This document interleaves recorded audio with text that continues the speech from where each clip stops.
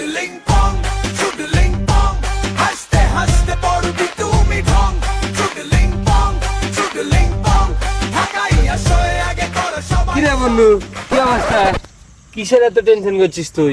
ওই ছোটখাটো একটা টেনশনের মধ্যে পড়েছি রে দোস্ত। ছোটখাটো টেনশন? কি টেনশন? এ কইস না, আল্লাহর কাছে আমি এত করে কই, আল্লাহ তুমি আমাকে এই ছোটখাটো টেনশন গুলো দিও না, আমি আর নিতে পারতেছি না। আমাকে দিবা বড় বড় টেনশন। ধর আমার প্রাইভেট কার আছে, আমি কোন জায়গায় ঘুরতে যাব, তারপরে ধর আমার কাছে কোটি কোটি টাকা আছে ব্ল্যাক মানি, আসলে ওই টাকাগুলো যে আমি কোন ব্যাংকে রাখবো। আবার ধর শীতকাল চলে আসলো, কোন দেশে তো আমি শপিং করতে যাব।